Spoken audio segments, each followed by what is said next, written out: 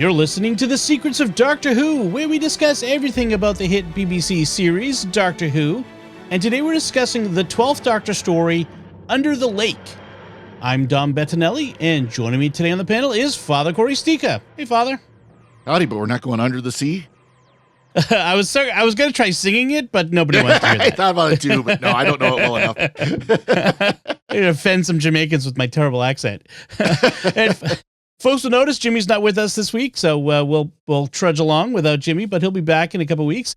He's got some other stuff to do, but in the meantime, be sure to follow The Secrets of Doctor Who in Apple Podcasts, Google Podcasts, Spotify, Stitcher, TuneIn, iHeartRadio, your favorite podcast app, or on the StarQuest YouTube channel, where you should make sure to hit the bell to get notifications. And while we're talking about Jimmy, here's another show on the StarQuest network you be sure to enjoy, Jimmy Akin's Mysterious World, which is actually a little appropriate for today's episode. Mm-hmm. You can find that wherever fine podcasts are found, or at sqpn.com/mysterious. Right, so we're talking about Under the Lake. I will be giving the recap this week, but just to mention that this is a first of a two-parter. So next week we'll be covering the second part. But here's what happens in part one. In an underwater mining facility, the crew discovers a mysterious craft and brings it inside for investigation.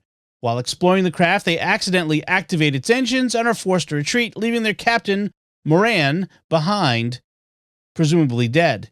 3 days later, the Doctor and Clara arrive at the facility and find it in disarray. They discover evidence of a recent fight and realize something strange has happened. It is Doctor Who, after all. The Doctor and Clara continue their search for the missing crew members and stumble upon two ghosts. The ghosts walk through a wall. The Doctor and Clara follow them, ending up in the hangar where the alien ship is stored. They find strange writing on the wall that's not translated by the TARDIS, and the ghosts now appear armed, ready to attack. The crew has taken refuge in a Faraday cage on the base, and the Doctor deduces that the ghosts are actual dead people. Pritchard dies. The Doctor and Clara return to the TARDIS as the cloister bell begins ringing. The Doctor explains to Clara the ghosts are a contradiction since they're dead but still here. The TARDIS wants to take off. He keeps it from going. He wants to investigate the ghosts. He comes up with a plan to capture the ghosts and question them about what's going on.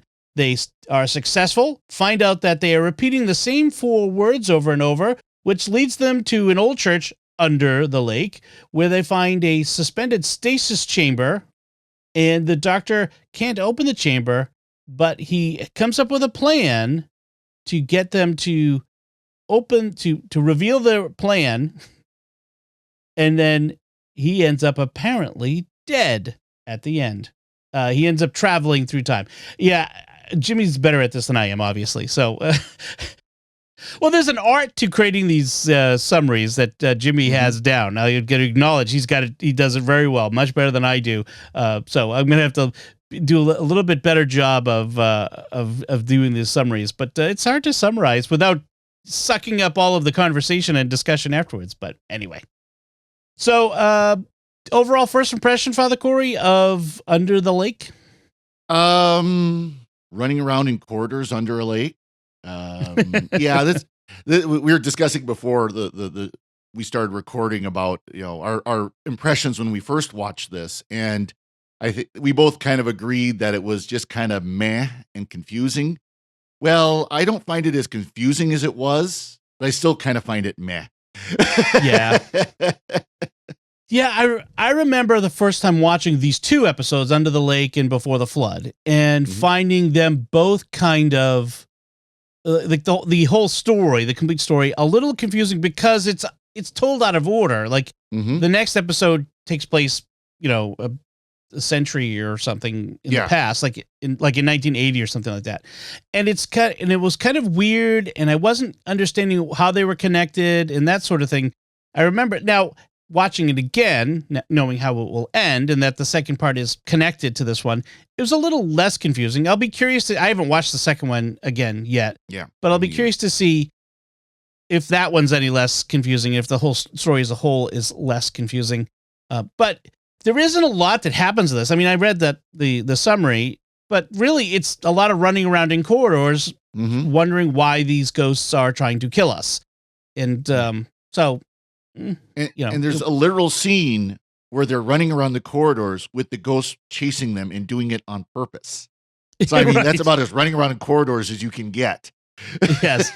And it's a classic, literally a base under siege, right? This base is under siege by ghosts. And, we've seen this very plot over and over again. What was it? 42 with not exactly the same plot, obviously, but this idea of running about in a confined space, trying to find the solution as time is running out for us. That sort of thing. I mean, there's not literally a ticking clock on this one, but they're unable to leave and that sort of thing. Although I kept wondering, what the obvious question, why didn't they just go to the TARDIS and fly away, right? I mean, I suppose the Doctor wants to solve the question. So. Well, that's the biggest thing. It's not that they couldn't have done it, and it's not that they couldn't have had the escape shuttle come and actually, or escape submarine come and actually get them. Like meet them right at the dock and or the airlock and immediately jump in and go. Don't even bother. Turning off the engine kind of thing. Something like that.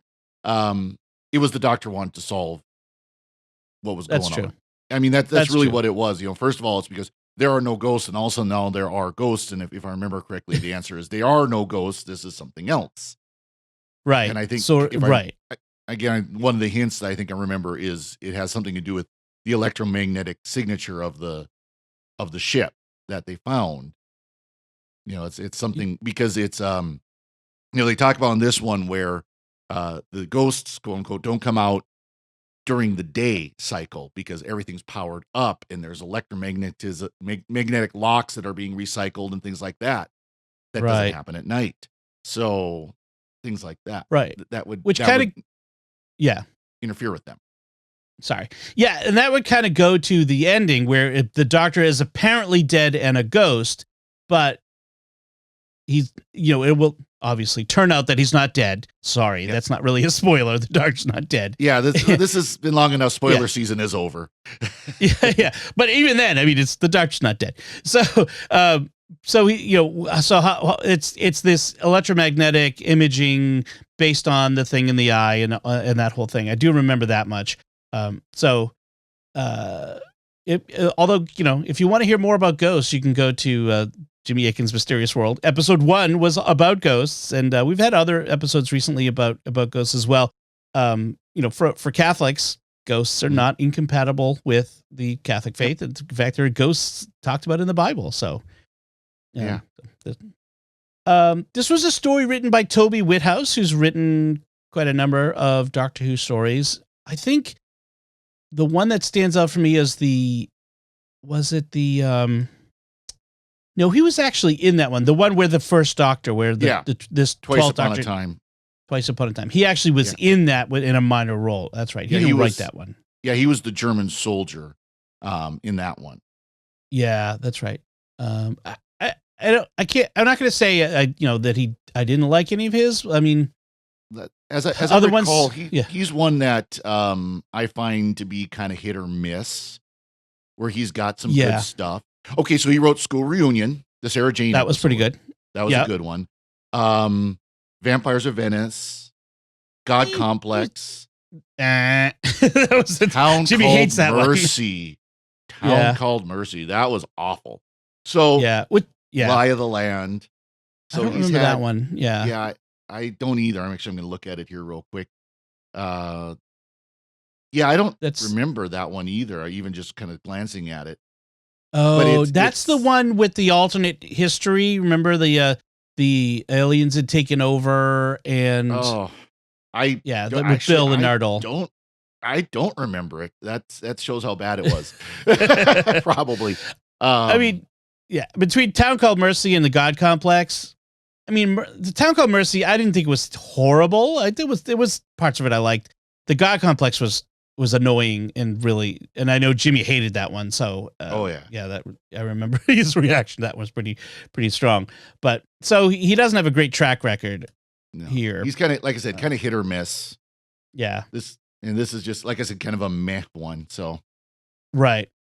So it takes place in the year 2119. This episode does, and it's in an underwater mining facility called the Drum in Scotland, which we're told this lake was made when a dam burst back in the 1980s, and that's what we're going to see in the next episode before the flood. That's literally the title of the episode. And it's this.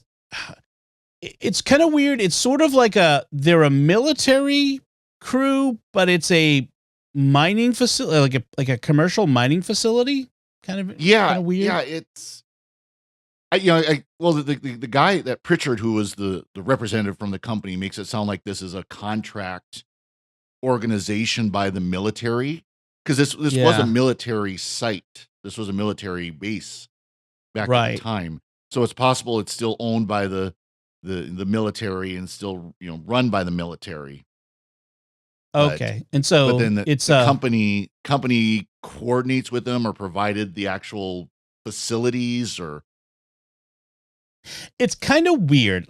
Just the idea that if you've got a lake where you've discovered oil underneath, and so you build how deep could this lake possibly be that you need to build an underwater facility? You know what I mean? It's just like we don't do that now. We don't build underwater mining facilities, $1 trillion underwater mining facilities, as we're told, to mine oil under a lake. It's just kind of weird.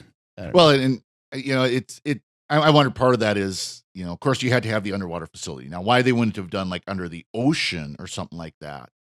Yeah, well, because the ocean had flooded or something like that. But it's obviously it's a fairly deep lake if they need to do this, especially especially if the submarine takes so long to get there. I don't know, but then again, weird. Having living in an area and having lived in an area where there is a lot of oil mining, the Bakken field in North Dakota. They've got other technologies that are much better, where they can literally dig straight down and then turn it and horizontal drill right into it. So they could go underneath the lake that way. But again, this is, then you don't get the running around the underwater corridors. So yeah, I just felt like the premise itself kind of was bad, kind of not bad, but the premise itself was flawed. Weak. And that kind of took away a little bit of my enjoyment, like thinking about how the premise was flawed. So the crew itself, the surviving crew, so the Moran is the captain. He ends up getting killed right away. And so we have the crew, the Cass, who's now next in command, is interesting. She's deaf and played by a deaf actress, apparently. And so that added an interesting element to it, where she also needed an interpreter to help her with, communicating with others. So that's an interesting aspect that they included. I kind of like that. I add some interest to the crew. Yeah, absolutely. And it was, and it's something you don't normally see on TV, is someone where they are not saying words. They don't ever say words. Even, usually when you have someone, you think of somebody like Mary Matlin, the actress Mary Matlin. She was deaf, but she could vocalize. She could speak. Right. So you don't see a lot of even deaf people who can't, do some speak. To have someone who was completely mute, didn't say anything, but it was all sign language. It was pretty interesting. I want to mention, actually, personally, we have a local parish that we go to sometimes. We if we can't make it to our own parish or for holy days, where there's a deaf priest in residence. He's the head of the deaf apostolate for the Archdiocese of Boston, and he has an interpreter who interprets for him.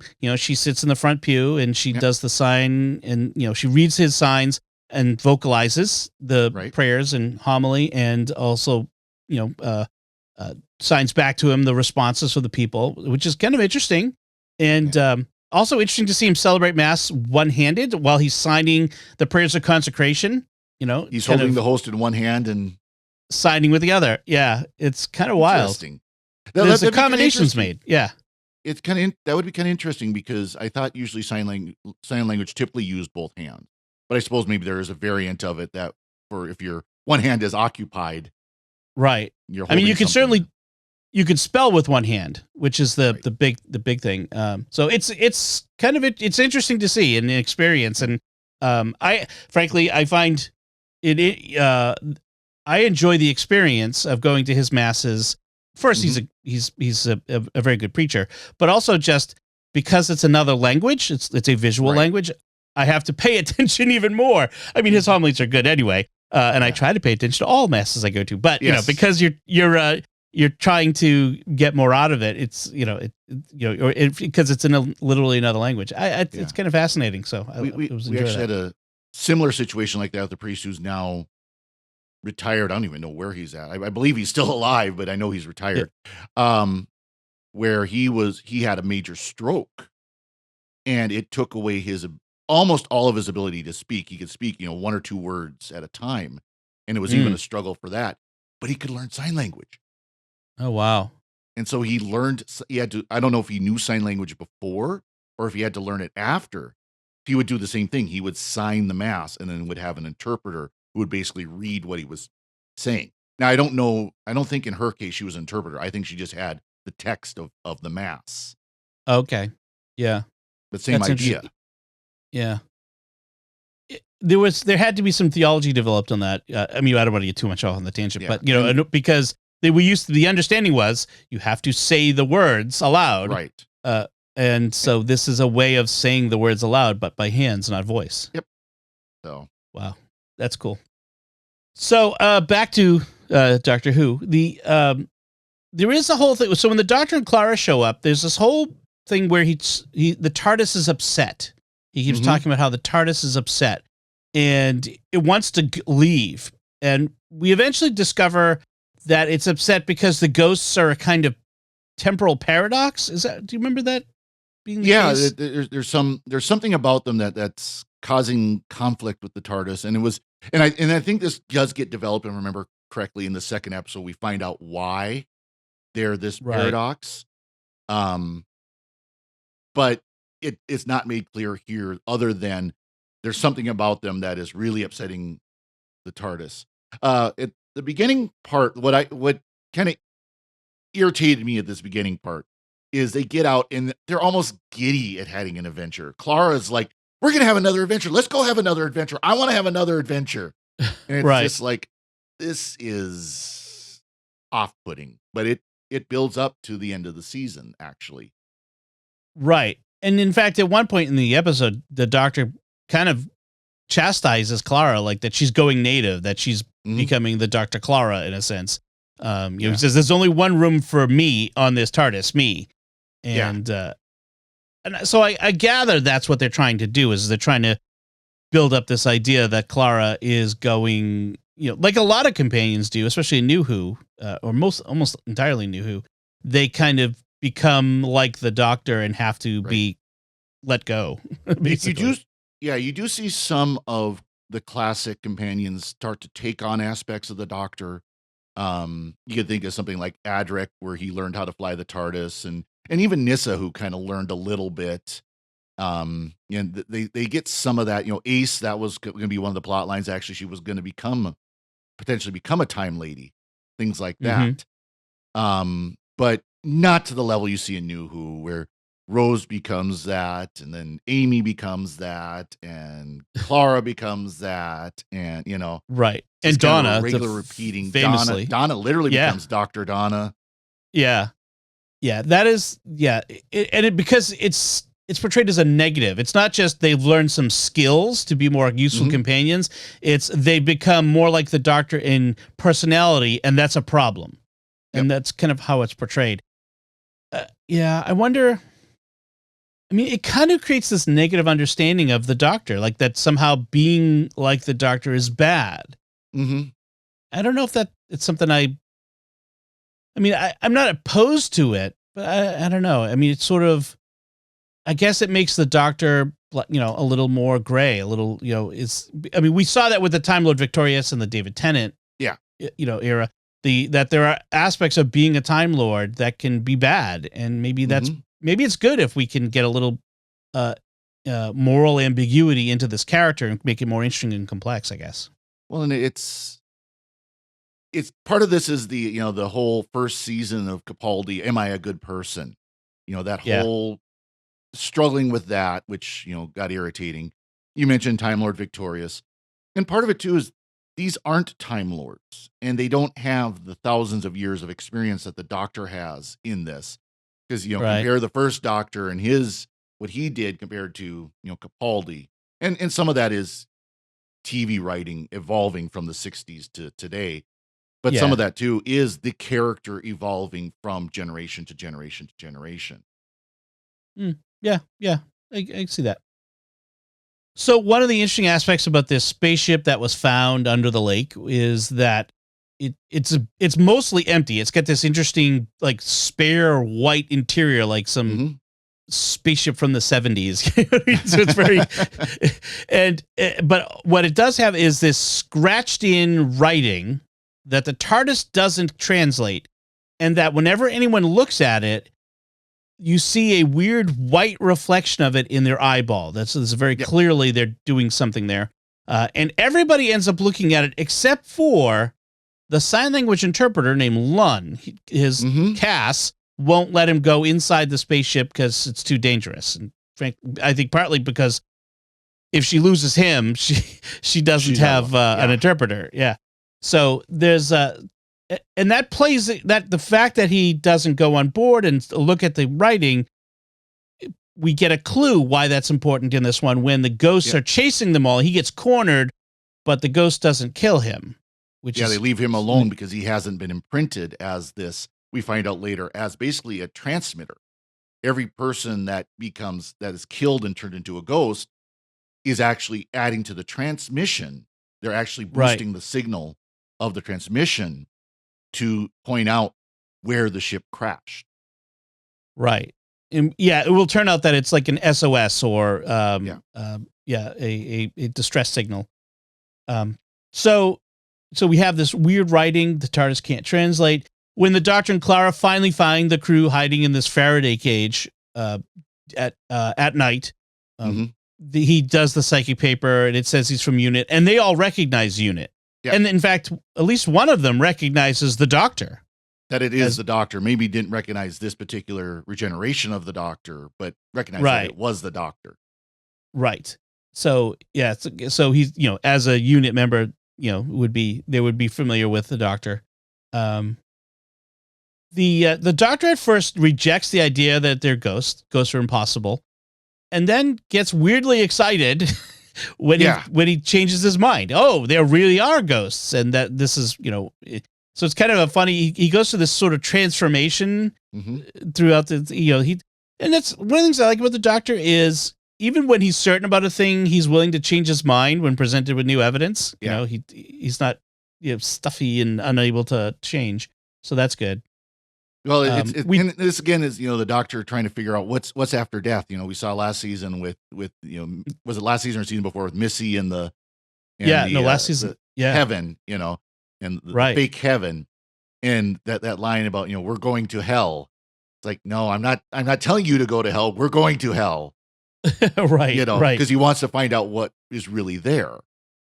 Right. As someone who regenerates over and over again and has lived for thousands of years. Yeah, the idea of it, I can imagine how the idea of an afterlife would kind of nag at you after all this time. Just I keep living, but is there something? But all these people keep dying. Yep. Do they live on? It's an interesting idea for someone who's almost nearly immortal. Yeah, and of course the Doctor is almost inappropriately excited to the point where Clara has to tell him to take out those stupid cards, which I hated that. The carrying cards, yes. Well, there is one card that says, I think the first one is, he reads, I don't think he reads it, but it says, "It was my fault. I should have known you didn't live in Aberdeen." Yeah. Which is a reference to, I think, to Sarah Jane Smith when he dropped her off in Aberdeen instead of Croydon, right? It wasn't Aberdeen. Well, Aberdeen is a Scottish city. It wasn't Aberdeen, though, that she was dropped off in. Oh, okay. It was.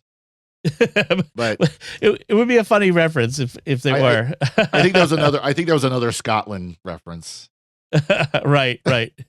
Sorry, I didn't know. Should have known you didn't live in Aberdeen. Some of those were kind of funny, but yeah, it's like it makes him come across as almost so socially inept, right? And almost on the spectrum, the autism spectrum. they've been really kind of playing that hard with the 12th Doctor. And then once we get, I mean, this is the big difference with the 13th Doctor is how, like, the 12th Doctor is very stereotypically Scottish and, kind of disdainful of people, what's the word?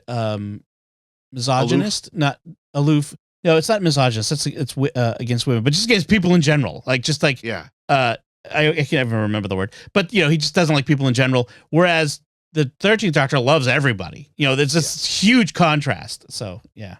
Yeah. Well, and of course, there was that line previously before. This is Clara. She's my carer. She cares, so I don't have to. That's kind of the attitude they show here. Although, and they have developed this character, and then that's why, I think he improves as the seasons go on. Yeah. But at this point, he's kind of in the middle of that development where he's actually becomes much more caring as a person, right? As a character, he's less angry all the time, just less like cranky, and that's fine. I don't mind a little bit of stereotypical Scottish, that I kind of like it. In fact, I liked it when David Tennant did it in the Queen Victoria, the werewolf one. No, actually, I was thinking the other show that David Tennant did with Olivia Colman in Broadchurch. Broadchurch, right, with everyone from Doctor Who was in it. But like he also was that stereotypically Scottish police inspector who was kind of cranky a little bit, and so I enjoy that. It's kind of fun. A few stereotypical characters. All right, so they trap the ghosts in the Faraday cage, and they get.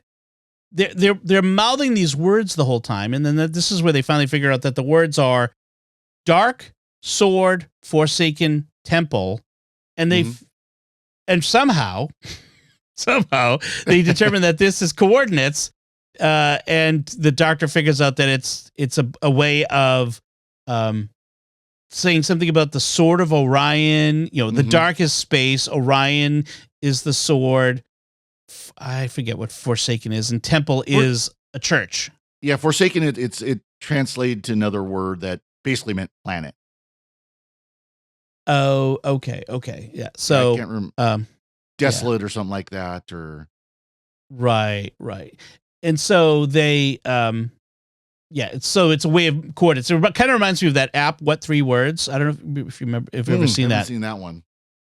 We've talked about it in Secrets of Tech. So it's a way of this app divides the world into 1 meter squares, 1 square meter, and uses 3 random words to describe each square meter of the world. So you can find any spot to a very precise degree.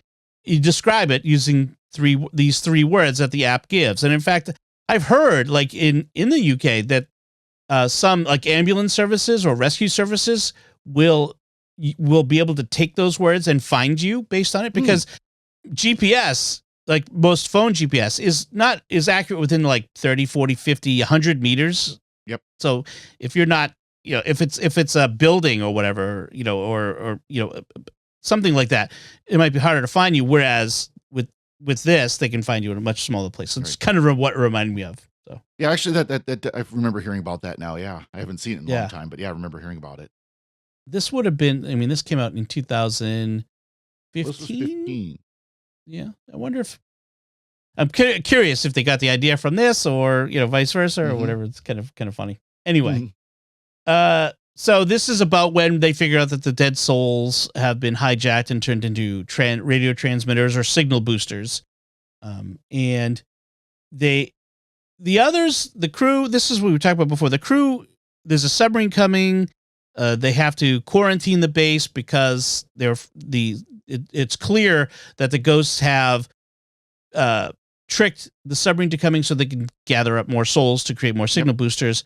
Then it's like, okay, we want to leave, and the Doctor has to convince them to stay. And he does so by kind of reminding them, especially the unit folks, you've signed on to serve and protect, essentially. The scientists, you signed on to discover the unknown and that sort of thing. And so he kind of guilts them into staying and endangering their lives even further, which is kind of interesting. But then the base starts to flood, and so they have to run for the TARDIS. because they're trying to get away from the ghosts, and then they get separated, and so we have the classic Doctor separation for Clara, and he's going to go back to before the flood, and she gets left behind with two others, and that's when she sees his ghost floating in the water outside. So, and the implication being he must have died when he went back in time. Yeah, I mean, of course, you've got the one corridor that's flooding happens to be the one between the TARDIS and. Of course. So it would have to be like, and then he says, the obvious question, the obvious thing that a fan or viewer would say is, well, why doesn't he just jump the TARDIS to the other side of the flooded corridor? And he gives some explanation that the TARDIS doesn't want to go any closer to the ghosts, in the alien spaceship. So, okay. So, and it's interesting how Clara, when the others were upset at being separated, Clara's like, don't worry about it. He's just going to go back, solve the thing. And she's very confident. She's like absolutely sure that any minute now he'll be back and everything will be fixed. And that's when she has that confidence shaken to see his ghost outside the window. So I thought that was kind of an interesting way of shaking up Clara, who by now has, just is clearly convinced is that everything will always work out for the best, no matter how dire the situation. So interesting. Any other notes that you get on this episode? So the first ghost was a Tavolian, that's the species that's so cowardly they're willing to turn their planet over to whoever shows up to conquer it. Right. Which showed up in the God Complex, written by Tolley Whithouse. So this is his species. So of course he had to bring it back. That's right. And we'll actually see that character alive in the next episode. Yeah. Yep, that's right. Exactly. Yeah. That's it. It's okay. Well, that should do it for this time. It's hard to talk about an episode that's the first part of a two-parter, like to talk about definitively. So we will wrap up this story next time when we discuss Before the Flood. But for this time, we'd like to take a moment to thank our patrons who make it possible for us to create the Secrets of Doctor Who, including Jason H., Linda C., Paul D., Jack B., and Peter R. Their generous tax-deductible donations at sqpn.com/give make it possible for us to continue the Secrets of Doctor Who and all the shows at StarQuest, and you can join them by visiting sqpn.com/give.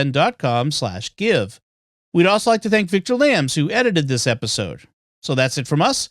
What did you think of Under the Lake, this 12th Doctor story? You can let us know by commenting on the show at sqpn.com or the Secrets of Doctor Who Facebook page, or send an email to drwho@sqpn.com, or visit the StarQuest Discord community at sqpn.com/discord. You can watch the Secrets of Doctor Who in video on our YouTube channel at youtube.com/StarQuestMedia, and also leave comments there. And we'll be back next time when we'll be discussing Before the Flood. Until then, Father Cory Sticha, thank you for joining me and sharing the Secrets of Doctor Who. Thank you, Dom. And once again, I'm Dom Bettinelli. Thank you for listening to the Secrets of Doctor Who on StarQuest. And remember, so we're fighting an unknown homicidal force that has taken the form of your commanding officer and a cowardly alien underwater in a nuclear reactor. Anything else I should know? Someone got a peanut allergy or something?